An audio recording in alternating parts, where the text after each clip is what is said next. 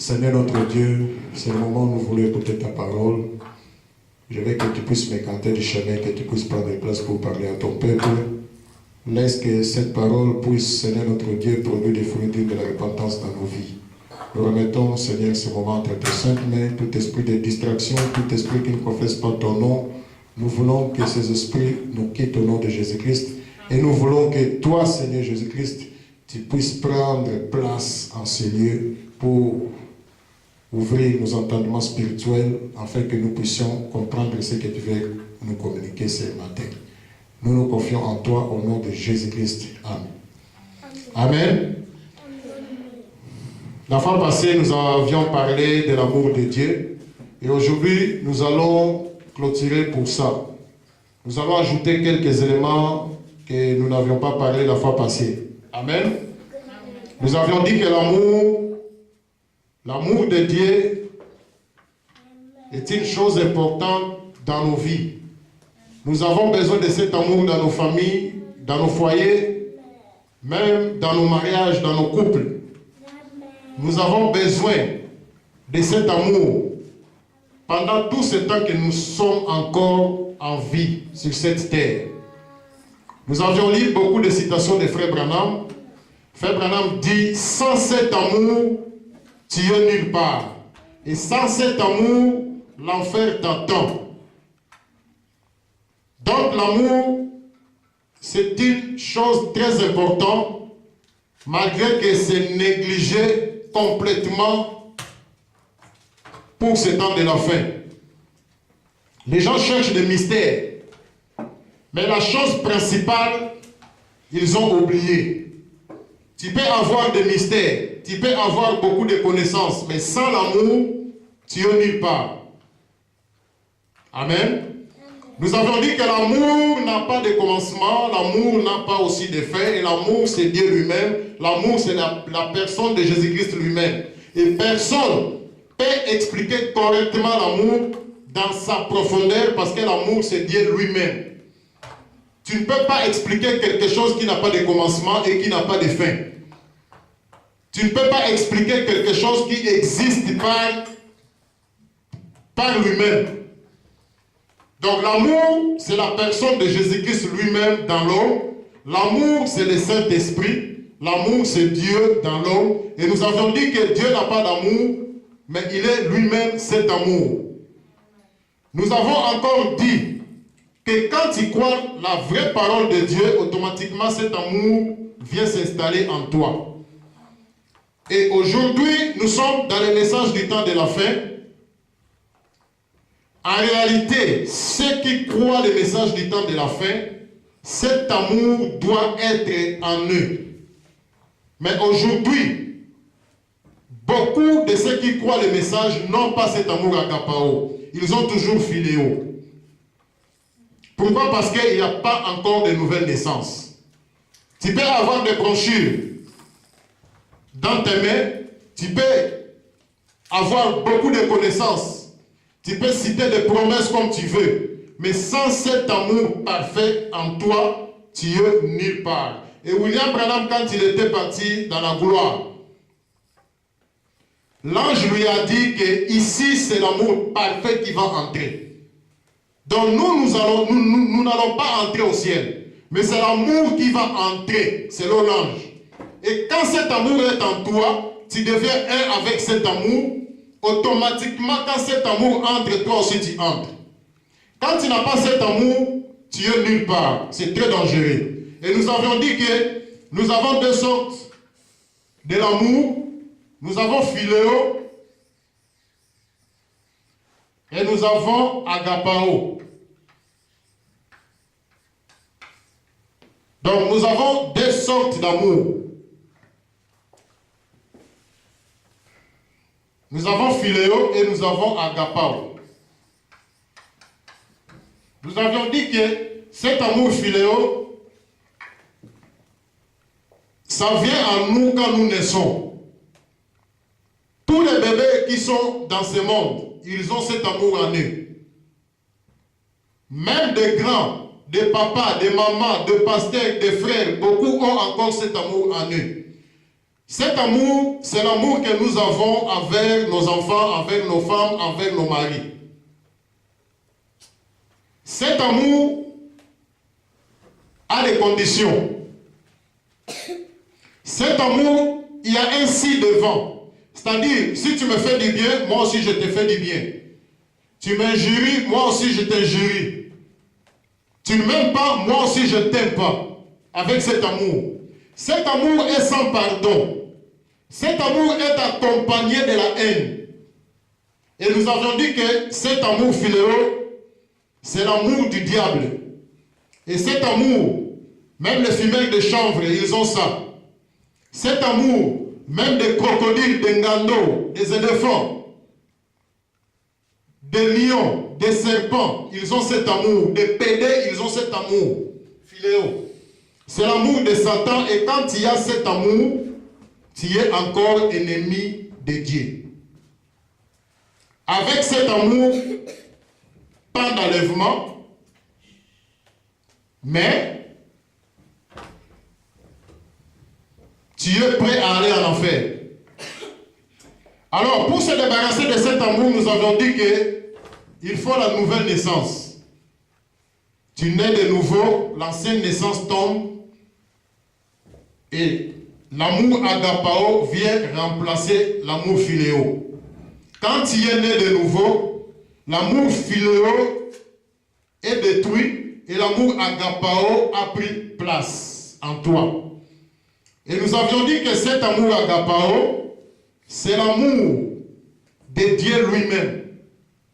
Cet amour agapao, il n'y a pas un si devant. Même si tu ne m'aimes pas, moi je t'aimerai toujours. Même si tu ne veux plus m'appeler, moi je t'appellerai toujours. Tu ne veux plus me donner, moi je te donnerai toujours. Avec cet amour. Cet amour est accompagné de pardon. Il y a toujours des pardons. Tu me fais du mal, je te pardonne. Tu me fais du tort, je te pardonne. Il y a toujours des pardons ici. C'est un amour inconditionnel et cet amour agapao, c'est l'amour de Dieu lui-même. Cet amour, quand il y a ça en toi, tu es ami de Dieu. Mais avec philéo, tu es ennemi de Dieu. Amen. Cet amour agapao pardonne toujours, excuse tout. Amen. Un jour, Ève était tombée dans le péché. Il est allé avec un autre gars, il a fait adultère. Et quand son mari Adam a appris que sa femme était tombée, il était triste. Il n'a pas chassé sa femme, mais il continuait toujours à aimer sa femme. Pourquoi? Parce que Adam en lui avait cet amour agapao. Sa femme a fait adultère avec un autre gars, mais Adam continuait toujours de l'aimer. Adam avait toujours cet amour en lui. Adam avait toujours l'amour envers sa femme. Il n'a pas chassé sa femme. Il a plutôt préféré de mourir ensemble avec sa femme. Il a préféré de porter le même fardeau avec sa femme. Peut-être Adam disait à lui-même, le jour où on nous a mariés, je fais des promesses que même au temps de malheur, je vais toujours aimer cette femme. Et Adam, peut-être en lui-même, il disait que je ne peux pas détruire mon vœu, je vais honorer mon vœu. Et Adam aimait toujours Ève. Parce que Ève était une partie de lui-même. Adam avait dit que voici cette fois-ci, celle qui est os de mes os et chair de ma chair. Il ne pouvait pas, il pouvait toujours honorer cette parole qu'il avait prononcée devant Dieu. Alors, quand on t'avait marié, quand on nous a mariés, on nous a posé beaucoup de questions. Au temps de malheur, est-ce que tu vas toujours l'aimer?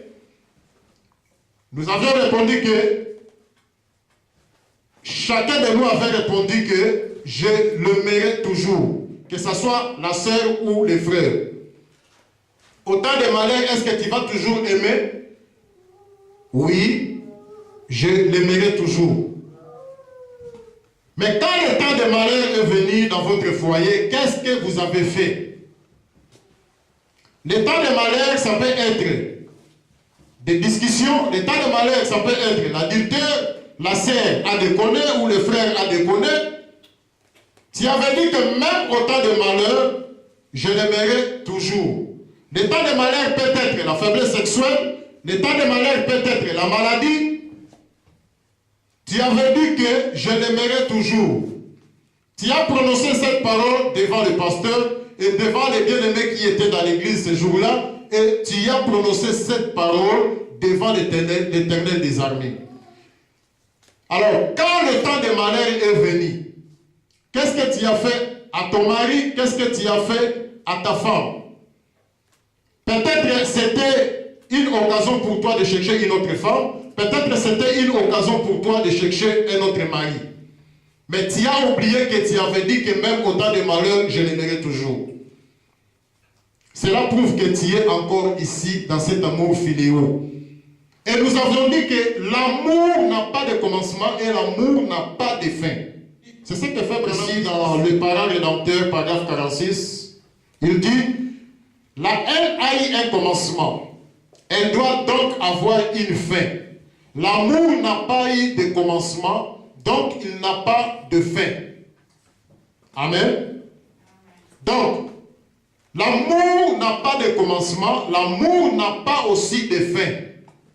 Paul a dit, qu'est-ce qui peut nous séparer de l'amour de Dieu?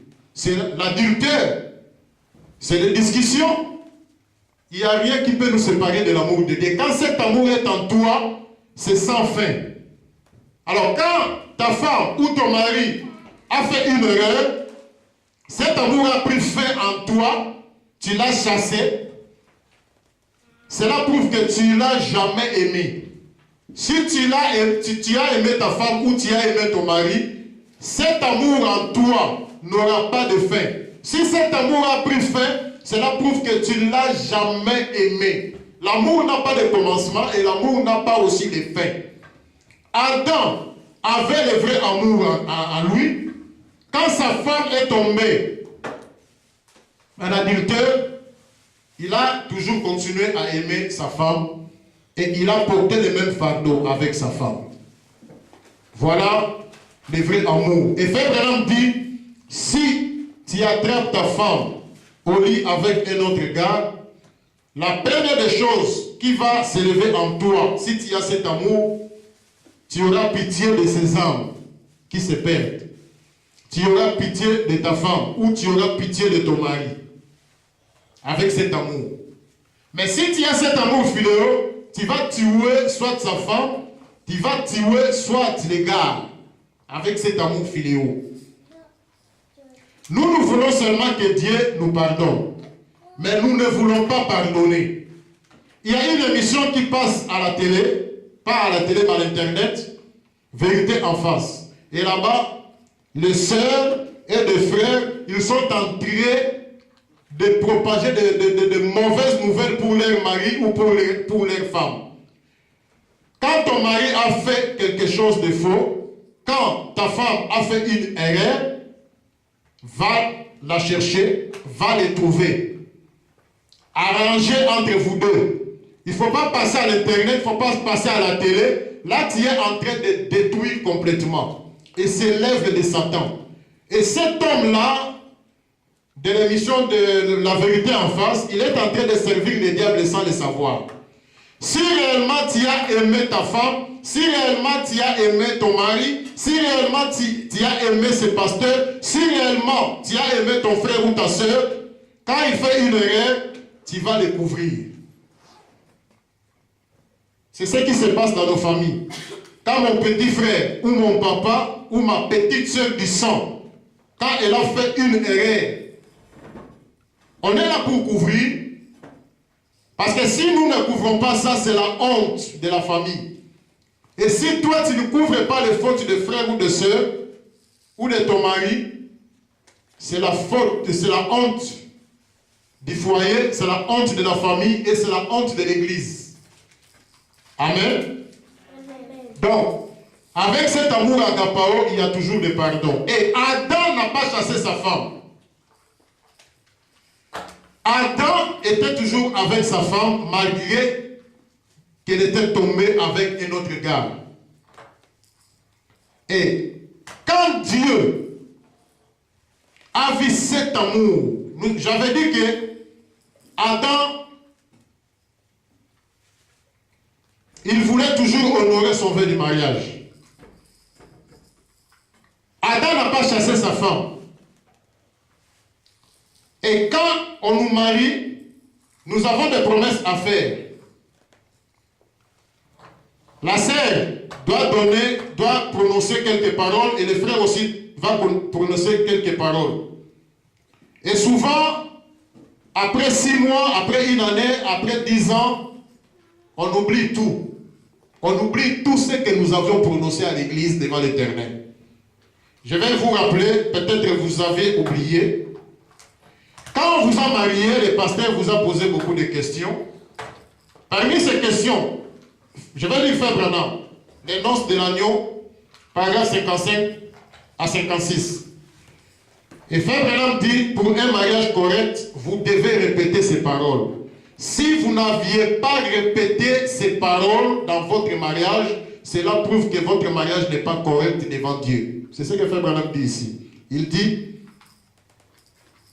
paragraphe 55-56. Et alors, après que la décision ait été prise de ce que vous êtes, alors viennent les fiançailles. Vous trouverez cela à l'hôtel. Les fiançailles ne commencent pas au marché, les fiançailles ne commencent pas à la maison, les fiançailles commencent à l'hôtel, à l'église.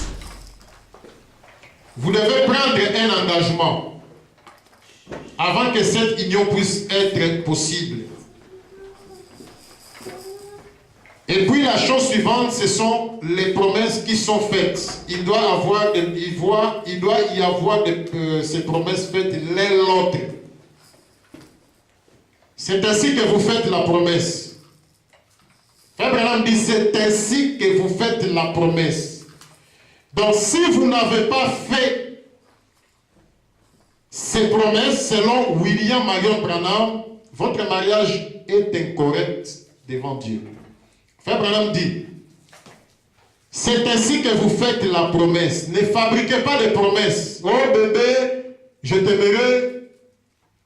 Oh papa, je t'aimerai. Non. Frère Branham dit, vous devez faire ceci. C'est ainsi que vous faites la promesse. La promesse, Dieu nous a déjà donné ça. Donc c'est inutile de commencer à fabriquer des promesses. Frère Branham dit, chérie, si vous m'épousez, je promets que je serai loyal et fidèle.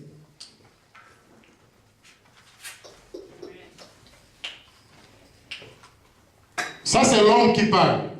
Chérie, si vous m'épousez, je promets que je serai loyal et fidèle.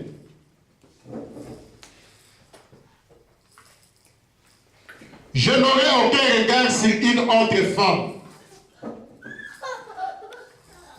Donc ici c'est l'homme qui parle. Je n'aurai aucun regard sur une autre femme.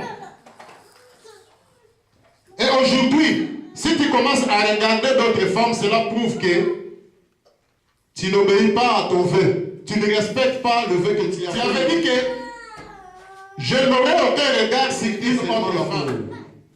Et cet amour que Branham projetait à Becky a délivré Becky complètement.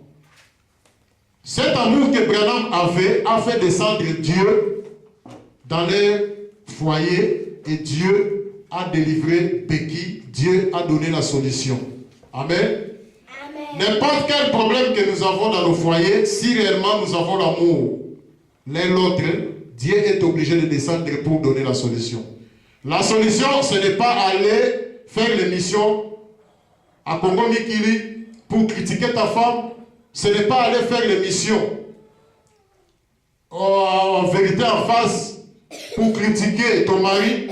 Mais la chose qui donne la solution, c'est l'amour. Continue à aimer ta femme, continue à aimer ton mari, et Dieu est obligé de descendre pour donner la solution. Amen. Alors Dieu avait pitié de ces deux pécheurs qui étaient tombés dans les péchés, Adam et Ève. Et si réellement nous avons cet amour agapao en nous, nous aussi, nous allons avoir pitié de tous ces pécheurs que nous voyons dans ce monde.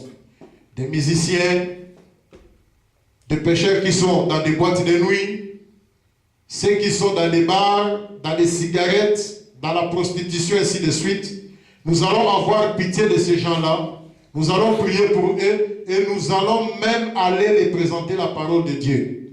Depuis que tu as cru la parole, combien de personnes as-tu déjà amenées à Christ? Depuis que tu crois la parole, combien de fois as-tu déjà fait l'évangélisation? Aujourd'hui, c'est la chose oubliée, l'évangélisation.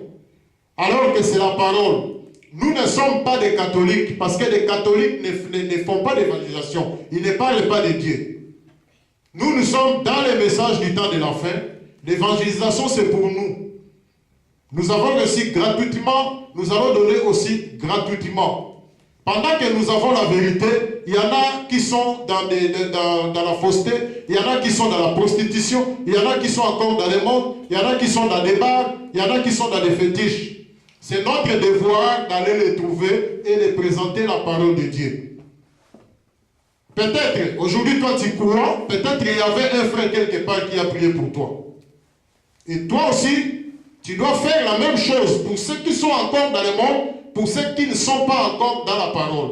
Si tu as la vérité, continue à aimer ceux qui sont dans les faussetés. Et cet amour en toi, Dieu fera quelque chose pour ces gens-là. Amen. Amen. Donc l'évangélisation, cela prouve que tu aimes aussi Dieu. Nous avions dit la fois passée que aimer Dieu, c'est aimer ton frère, aimer ton prochain. Donc quand tu fais l'évangélisation, tu présentes à ces gens-là la parole de Dieu, cela prouve que tu aimes Dieu. Si tu n'évangélises pas, cela prouve que tu n'aimes pas Dieu. Aimer Dieu, ce n'est pas seulement dire que j'aime Dieu, non. Aimer Dieu, il faut l'éprouver. Tu dois aimer ton prochain. Aimer ton prochain, ce n'est pas seulement donner l'argent ou la nourriture, non. Parce que quand Dieu a vu Adam tomber, Dieu n'était pas venu donner la nourriture, il n'était pas venu donner l'argent. Mais Dieu a aidé Adam afin qu'il puisse sortir dans cet état mauvais, afin qu'Adam puisse retourner dans sa position originale. Afin qu'Adam puisse se retrouver. Aujourd'hui, tu peux me donner l'argent, tu peux me donner la nourriture, mais toutes ces choses-là vont passer. Mais si tu me vois dans les péchés, tu me fais sortir dans les péchés, tu m'as donné la vie éternelle, tu as sauvé mon âme, c'est ça le vrai amour. Donc, vous donnez, c'est bien, mais l'évangélisation, c'est très très important. Sauver une âme, c'est très important. Quand vous commencez une église, c'est une bonne occasion de commencer l'évangélisation. Mais aujourd'hui, ce n'est pas le cas. Les gens ne veulent pas souffrir. Les gens veulent commencer seulement avec ceux qui ont déjà cru. Alors, un frère a besoin de commencer une église. Vous le verrez dans une église quelque part. Il est là 1 mois, 2 mois, 3 mois. Vous pensez qu'il est devenu votre frère. Mais il a une mission. Il a une mission pour faire sortir les gens. Afin de commencer une église. Il va commencer à visiter des frères et des sœurs à la maison. Il va commencer à tuer l'influence du pasteur. Jusqu'à ce que s'il voit que maintenant c'est le moment, après 2 jours, 3 jours, vous allez entendre qu'une église a commencé quelque part. Ils ont commencé avec combien de personnes? Avec 100 personnes. D'où viennent ces 100 personnes? Ils viennent de l'autre église. C'est toujours comme ça. L'église de Dieu commence par l'évangélisation. Si vous avez commencé une église par une division, vous êtes parti avec Satan, avec le diable. Dieu n'est pas là. Dieu est derrière sa parole. Dieu ne t'a pas mandaté pour aller faire sortir des gens quelque part. Même s'ils sont dans la fausseté, Dieu n'est pas mandaté pour aller sortir des gens quelque part. Même dans les groupes de prière, Dieu n'est pas mandaté pour faire sortir des gens là-bas et commencer une église. Non. Parce que ces gens qui sont dans les groupes de prière, ces gens qui sont dans les faussetés, dans les messages, Dieu a prédestiné ces gens-là pour ces pasteurs-là. Et Dieu sait pourquoi il a laissé ces gens-là sous la responsabilité de ces pasteurs. Autant marqué, Dieu lui-même, il va commencer à faire sortir un à un. Toi, ton problème, pour commencer l'église, sors dehors. Commence seulement à évangéliser les païens. Et tous ces gens-là, dès qu'ils vont entendre la vérité, ils vont venir eux-mêmes un à un. Mais tu n'es pas mandaté pour mettre des désordres, pour mettre des discussions. Tu deviens un obstacle dans toutes les églises. Tu veux que ton église soit remplie. Tu commences à tuer l'influence des autres pasteurs afin que les brebis puissent venir dans ton église. Non. Tu commences quelque chose, il faut souffrir. Frère Branham dit, derrière chaque sacrifice, il y a toujours une bénédiction. Et Dieu lui-même, quand il a commencé à créer son monde, il a commencé par l'évangélisation. Dieu a commencé à appeler chaque chose à l'existence. Il a appelé les poissons. Il a appelé les arbres. Il a appelé le soleil. Il appelle chaque chose de venir à l'existence. Et aujourd'hui, nous voyons le monde comme nous le voyons comme ça. Mais ça a commencé comment? Un à un. Et c'est ça la façon que Dieu travaille. Et aujourd'hui, dans cette église, j'ai aussi cette parole créatrice. La parole là que Dieu prononçait, moi j'en ai. Et pendant que je prêche, je suis en train aussi d'appeler chaque chose à l'existence. Et bientôt, nous allons avoir un pianiste ici. Bientôt, nous allons avoir des huissiers. Bientôt, nous allons avoir un moniteur de l'école de dimanche, ainsi de suite. Nous sommes en train de prononcer la parole. Nous sommes en train de créer. C'est ça la manière que Dieu travaille. Ne soyez pas pressés. Parce que le gens là que tu rassembles, ils viennent des autres églises. L'autre vient par exemple de l'être ce qu'il est. L'autre vient des tonnerres sont révélés. L'autre est là. Il ne croit pas que les tonnerres sont révélés. L'autre croit la seconde venue du Seigneur Jésus-Christ. L'autre ne croit pas. L'autre croit que nous sommes déjà dans les milléniaux. L'autre ne croit pas que nous sommes dans les milléniaux. Donc tu as rassemblé des démons, tu as rassemblé des robots, tu as rassemblé des extraterrestres. C'est pourquoi beaucoup de pasteurs meurent avant le temps. Tu as rassemblé des gens très compliqués. Et maintenant, pour que tu puisses exposer ce que toi tu crois, ça devient un peu difficile. Parce que tout ce que tu vas dire, il y a quelqu'un là qui ne croit pas ça, il va se lever contre toi. C'est pourquoi vous verrez beaucoup de pasteurs, il était jeune, quand il a commencé une église avec beaucoup de gens, il devient vieux. Commencer avec la parole, c'est commencer avec Dieu. Commencer sans la parole, c'est commencer avec Satan. Commencer avec la division, c'est commencer avec le diable. Commencer avec l'évangélisation, c'est commencer avec Dieu. Et si vous commencez avec Dieu, tout continuera toujours avec Dieu. Et vous aurez du succès. Il faut souffrir des fois. Nos anciens ont souffert. Ils ont souffert. Et aujourd'hui, ils sont ce qu'ils sont. Amen. Donc, l'évangélisation, c'est très important. Dieu n'a pas fui Adam et Ève parce qu'ils étaient dans les péchés, mais il s'est approché de ces gens pour les sauver.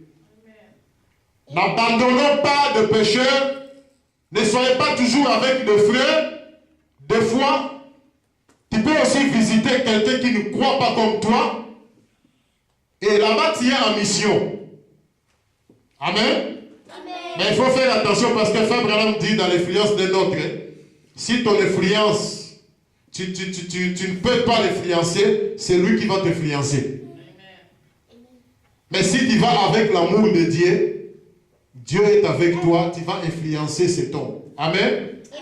Alors, c'est très très important. Nous devons toujours pardonner.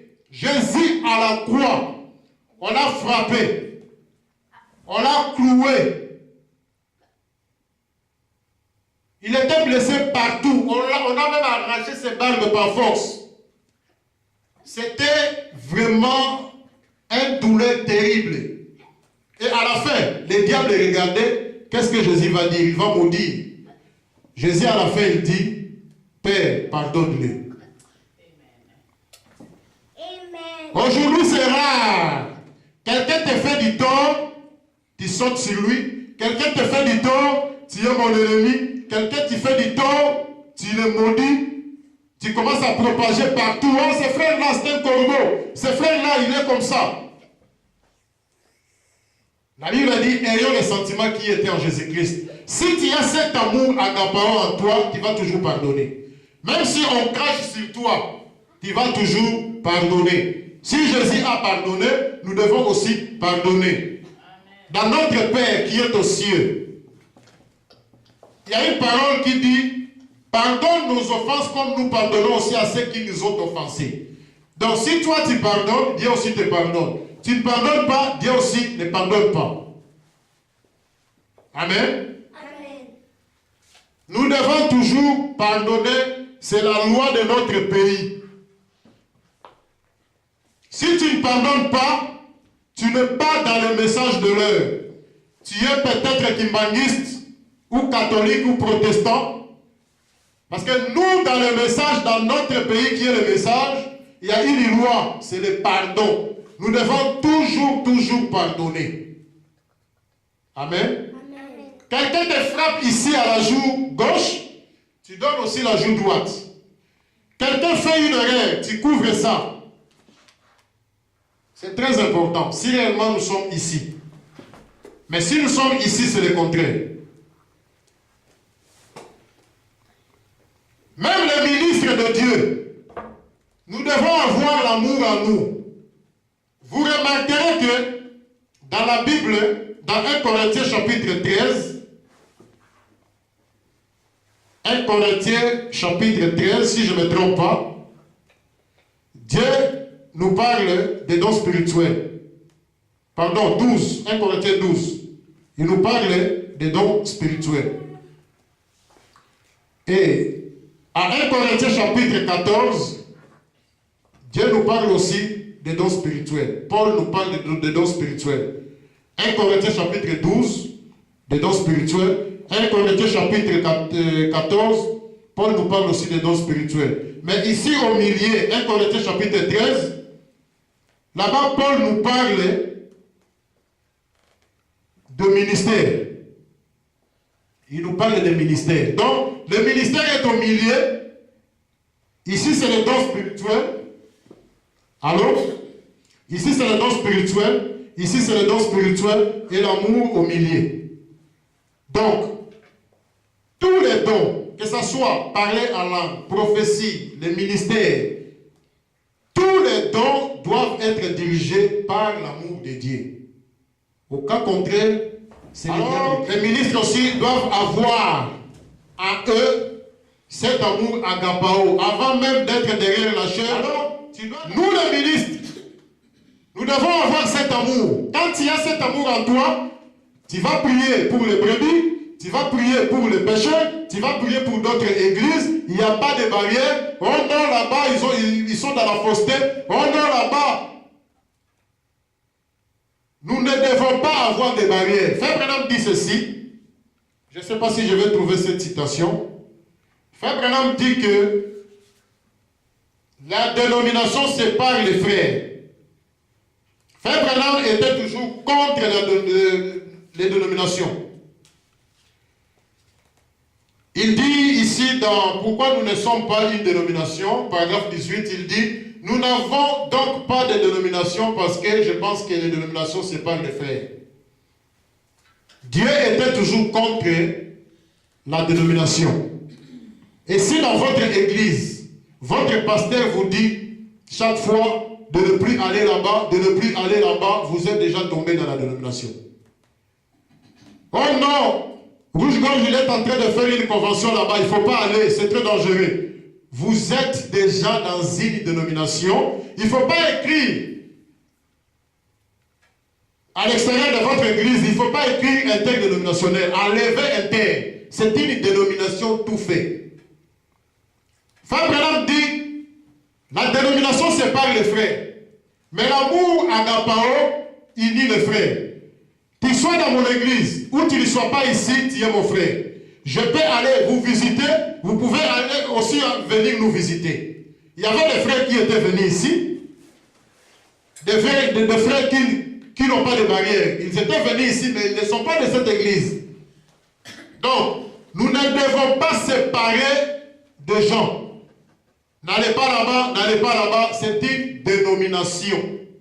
Et Dieu n'est pas dans la dénomination. Dieu n'est pas là. Si nous aimons, je peux aller dans votre église, tu peux aller aussi dans notre église. Quand il y a une fête, je peux vous appeler, vous pouvez aussi nous appeler. Unissons pour que les messages puissent aller de l'avant. Ici à Montréal, nous sommes divisés. Chaque église a ses coins. Mais nous combattons pour la même cause. Nous avons un seul prophète, mais nous sommes vraiment divisés. N'allez pas là-bas, n'allez pas là-bas, n'allez pas là-bas. Unissons-nous afin que le message puisse aller de l'avant. Nous servons le même maître. Nous avons un seul motif, c'est d'amener les gens en Christ. L'église n'est pas un business. Oh non, ça c'est mon église. Ça c'est mon église. Tu commences à donner des ordres. Dieu n'est plus le patron à l'intérieur. Le patron maintenant c'est toi-même. C'est ton ligablo. C'est un magasin pour toi. Tu commences à placer des boîtes de sardines comme tu veux. Je veux que toi tu sois ici. Je veux que toi tu sois ici. Tu ne regardes même pas ce que la parole dit. L'église n'est pas un business. L'église c'est l'œuvre de Dieu. Et le patron c'est Dieu lui-même. Et si réellement nous tous, nous servons ce Jésus, nous devons être unis. Parce que c'est la même compagnie. C'est une même entreprise. Mais de noms différents. Amen. Unissons-nous, la dénomination, ce n'est pas de frères. Et si nous aimons Dieu, nous devons aussi soutenir l'œuvre de Dieu. Nous devons aussi soutenir le serviteur de Dieu. Moi, j'étais surpris. Un frère de très loin, il m'a donné l'argent, il m'a dit que je soutiens cette œuvre. J'ai compris que nul n'est prophète chez lui. Amen. Si nous aimons Dieu, nous allons soutenir l'œuvre de Dieu. Ce n'est pas l'œuvre de Satan, c'est l'œuvre de Dieu. Frère Branham dit, celui qui fait l'œuvre missionnaire, il est dans la parfaite volonté de Dieu. Nous devons soutenir l'œuvre de Dieu par nos dîmes, par nos offrandes, par des dons. C'est très important. Tu travailles 24 heures sur 24. Après, quand on te paye, on enlève des taxes. Ces taxes-là, c'est pour soutenir ton pays. C'est pourquoi nous avons des autoroutes, nous avons des métros. C'est les taxes qu'on enlève dans nos pays. C'est pourquoi le Canada va toujours de l'avant. Et pour que l'œuvre de Dieu va aussi de l'avant, nous devons aussi le soutenir. Si nous soutenons le Canada qui va passer, nous devons soutenir aussi l'œuvre de Dieu qui est éternelle. Amen. Tu travailles 24 sur 24 pour avoir beaucoup d'argent, mais c'est pour soutenir ton pays. Mais tu oublies que nous avons aussi un autre pays. Et Frère Branham dit notre pays, c'est le message de l'œuvre. Quand tu soutiens le serviteur de Dieu, tu soutiens l'œuvre de Dieu, Dieu est obligé de descendre pour continuer toujours à te bénir. Si tu ne soutiens pas l'œuvre de Dieu, tu ne soutiens pas le serviteur de Dieu, Frère Branham dit que tu es maudit. Et la Bible dans Malachie 3, Malachie dit que tu es maudit. Et cette malédiction, ce n'est pas ton oncle qui t'a maudit, ce n'est pas ton papa qui t'a maudit, mais c'est Dieu lui-même qui t'a maudit et il n'y a personne qui peut enlever cette malédiction. Seulement ta repentance qui va enlever cette malédiction. Amen. Si nous avons cet amour agapao en nous, la Bible dit que Paul dit que cet amour ne soupçonne pas. Oh, j'ai fait un songe. Je te vis en train de m'ensorceler. Toi, tu es sorcier. Mais peut-être tu as beaucoup mangé avant de dormir. C'est normal, tu vas faire des cauchemars. Et le diable prendra l'image d'un frère ou d'une soeur où il vient te présenter comme si il est en train de t'ensorceler. Manger beaucoup avant de dormir, tu feras toujours des cauchemars. Tu auras toujours beaucoup de songes. Avant de dormir, tu as regardé le film de Commando ou de Rambo. Quand tu dors, tu vois le frère en train de tirer sur toi. Ou la sœur avec une mitraillette en train de tirer sur toi. Tu es en train de tuer l'influence de quelqu'un pour rien. Et le vrai sorcier, c'est toi, parce que Frère Branham dit, le fait de tuer l'influence de quelqu'un, tu l'as déjà tué. Oh non, ce frère-là, c'est un sorcier. Cette sœur-là, c'est une sorcière. Je le vis avec une mitraillette. Mais tu as oublié ton film de Rambo que tu as regardé avant de dormir. Tu es en train de salir les frères. Tu es en train de salir de frères, de sœurs. Tu es en train de les tuer. C'est toi le vrai sorcier. L'amour de Dieu ne soupçonne pas. Oh non, cette nourriture qu'on nous a donnée, il y a du poison à l'intérieur. C'est souvent quand nous allons en Afrique, quand on nous met, on met la nourriture pour manger, les frères commencent à réfléchir. Est-ce que,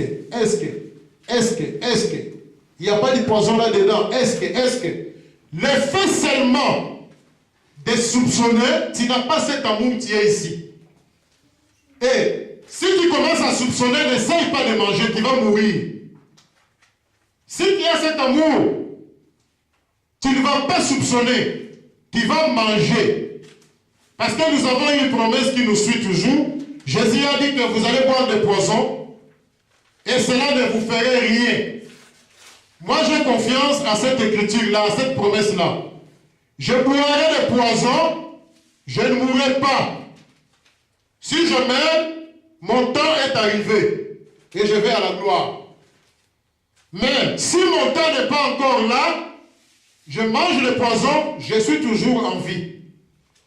Et je vais vous dire que chaque jour nous mangeons des poisons. Même quand je vais retourner chez moi, ma femme va me donner des poisons pour manger. Et je vais manger ça.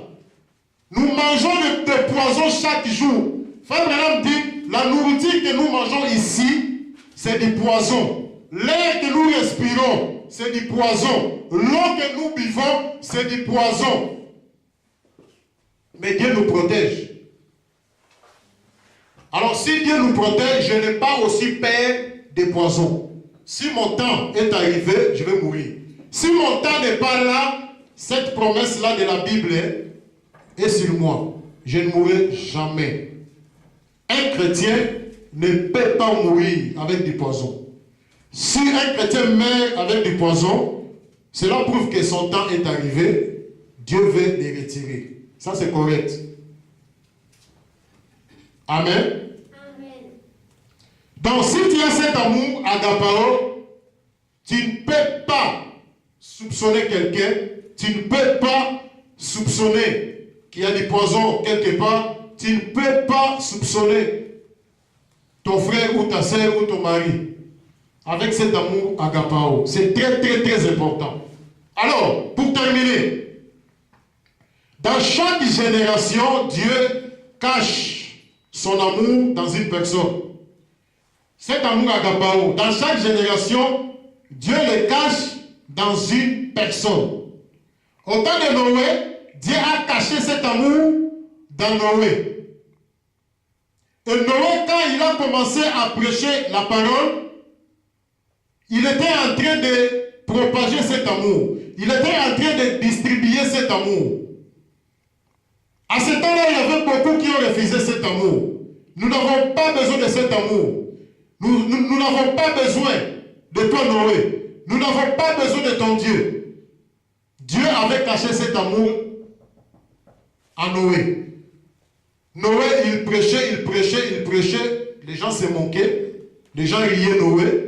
Alors que Noé était en train de distribuer cet amour afin que ces gens soient sauvés. Et les gens continuaient toujours à se moquer. 10 ans, 20 ans, 30 ans. L'amour agapao a déployé une haine de sa patience. 70 ans, 90 ans. Les gens ne croyaient pas toujours, ils ne voulaient pas toujours de cet amour.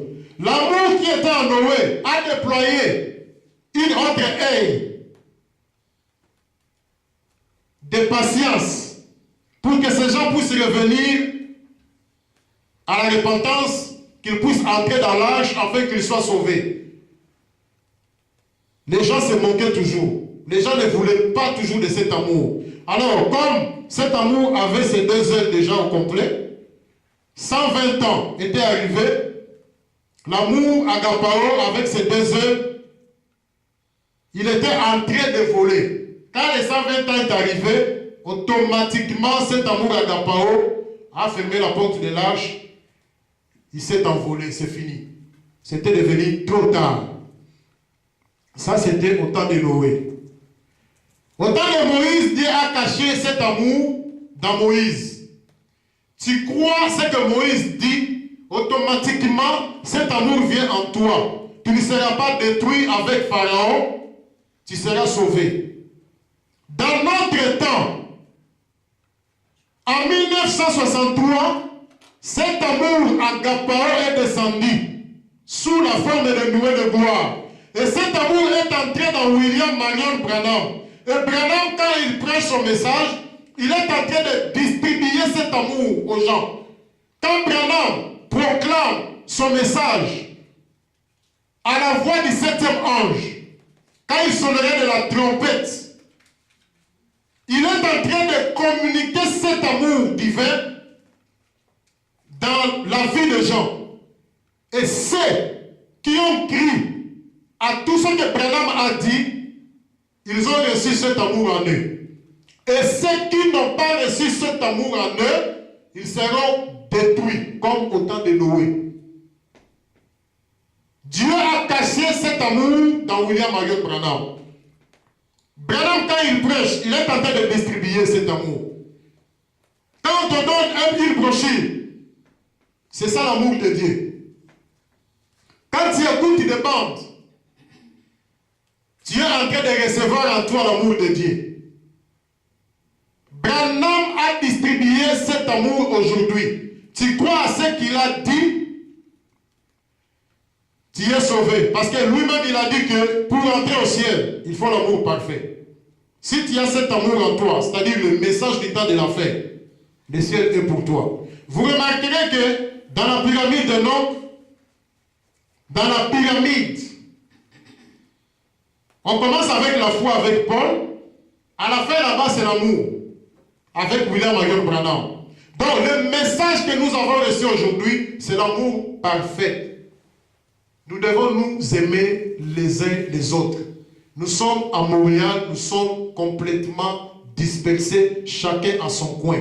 Quand il y a un deuil quelque part, là, on est tous ensemble.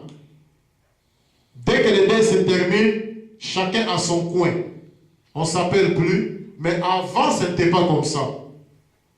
Quand j'étais ici en 2002, il y avait un amour terrible ici à Montréal. Nous étions unis avec les frères et souvent, on fraternisait toujours chez Papa Marcel. On était toujours là chaque dimanche après Kilt.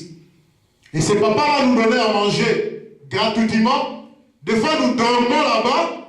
C'était vraiment notre maison. On chantait, on parlait de Dieu. C'était une bonne chose. Et je disais à moi-même que non, je me suis retrouvé. Mais 2 ans, 3 ans après, c'était le contraire. C'était le contraire.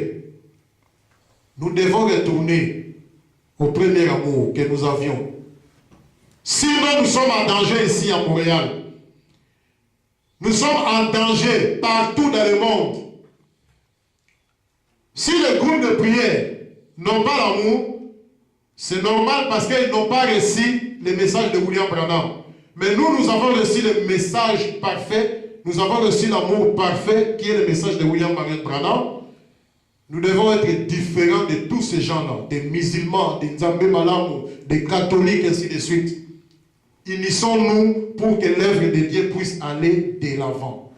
Amen. C'est très très important. Je suis à la fin. Pour terminer, Frère Branham dit, question et réponse, 1959, paragraphe 37. Frère Branham parle de la haine. Il dit, et vous ne chasserez jamais un démon par une mauvaise attitude. Il faut l'amour pour faire cela. Donc pour chasser un démon, tu dois avoir l'amour en toi. Si tu n'as pas l'amour en toi, tu es en train de t'exposer. Et c'est très dangereux. Souvenez-vous des fils de Séva. Frère Branham dit, je commence, et vous ne chasserez jamais un démon par une mauvaise attitude. Il faut l'amour pour faire cela. Et l'amour est la plus grande puissance au monde. Donc quand tu as l'amour en toi, tu as la puissance de Dieu. Aucune puissance dépasse la puissance de l'amour. Même des sorciers, ils sont sous tes pieds si tu as l'amour de Dieu en toi. C'est la plus grande puissance au monde. Maintenant, si vous le remarquez, un démon est toujours aîné, c'est-à-dire la haine. La haine vient du diable. Et lorsque les gens haïssent quelqu'un, souvenez-vous, c'est un démon terrible que de mépriser ou de ne pas aimer. Vous ne devez pas faire cela. Ça, c'est le conseil de Frère Branham. La haine.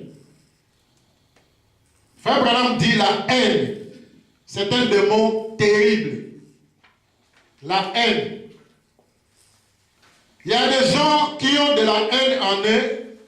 Ils sont des spécialistes de la haine. Et souvent, ce sont des sorciers. Amen. Donc, ça, c'est le conseil du prophète. Frère Branham dit, il ne faut pas faire cela. Nous devons nous aimer l'autre, les uns les autres. Il dit encore, ici, Dieu amène son Église à la perfection, paragraphe 9. Le christianisme tout entier est développé dans une grande affaire d'amour. Ne croyez-vous pas cela? Voyez, sans l'amour, point. L'amour, c'est la chose la plus parfaite qui existe dans la Bible. Dieu est amour. Et ceux qui aiment sont de Dieu, a dit Jean. Voyez, l'amour. Paul a dit, quand je parlerai les langues des hommes et des anges, quand j'aurai la connaissance de tous les mystères de Dieu et la foi pour transporter des montagnes, quand je livrerai mon corps pour être brûlé comme un sacrifice, quand je distribuerai tous mes biens pour la nourriture des pauvres, sans l'amour, je ne suis rien. Jésus a dit, plusieurs viendront à moi à ce jour-là et diront, Seigneur, n'ai-je pas chassé les démons en ton nom? N'ai-je pas accompli beaucoup de puissantes œuvres en ton nom? N'ai-je pas prophétisé en ton nom? Tous ces puissants miracles et autres auxquels nous regardons aujourd'hui. Jésus a dit, je leur dirai ouvertement, retirez-vous de moi, vous qui commettez l'iniquité. Je ne vous ai jamais connu. Voyez, sans l'amour. Donc, tu peux faire des miracles. Tu peux faire des sacrifices. Sans l'amour, à la fin, Jésus va te chasser. Que le Seigneur vous bénisse. Amen. Je vais répéter la prière de Frère Branham. Nous allons prier avec notre tête inclinée. Ma prière est que nous soyons unis. Parce que sans l'amour, nous sommes nulle part. Sans l'amour, le ciel est fermé pour nous. Nous devons toujours aimer. Même ceux qui ne nous aiment pas, nous devons toujours les aimer. Si tu as un ennemi quelque part, c'est le moment d'aller arranger. Nous connaissons les jours que nous avions déjà fait sur cette terre. Mais les jours où nous allons quitter cette terre, personne ne les connaît. Ça peut être aujourd'hui, demain ou après-demain. Si tu as comme des ennemis, tu n'es pas encore prêt, c'est le moment d'arranger, c'est le moment d'aimer tout le monde. Si tu as chassé ta femme, tu as chassé ton mari à cause d'une erreur,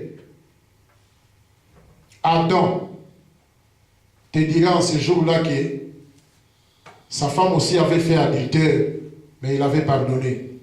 Et beaucoup de nos frères ont pardonné leurs femmes, beaucoup de nos sœurs ont pardonné leurs maris. Respectons les vœux que nous avions faits devant l'Éternel quand on nous a mariés. C'est le moment d'arranger nos vies. La Bible dit, cherchez la paix envers tous, sans laquelle personne ne verra le Seigneur. Si tu as des ennemis, tu ne vas rien perdre. C'est le moment d'arranger avec eux, afin que tu sois en ordre avec ton Dieu. Si vous avez des problèmes dans votre couple et que tu veux me contacter, tu peux me contacter. Je vais t'aider avec des conseils toujours de Dieu. Je vais répéter la prière de William Marion Branham sur l'amour. Oh Dieu Tout-Puissant, toi qui aimes les âmes des hommes, toi qui as donné ton Fils unique afin que quiconque croit en lui ne périsse point, mais qu'il ait la vie éternelle. Mets ton amour dans chaque cœur ce soir, Seigneur, et scelle-le dans les royaumes de Dieu. Écoute la prière de ton serviteur inutile et indigne, Seigneur, comme je plaide comme un homme peut seulement plaider pour son peuple. Oh Seigneur, ces mortels qui sont avec moi, ces mortels doivent savoir qu'ils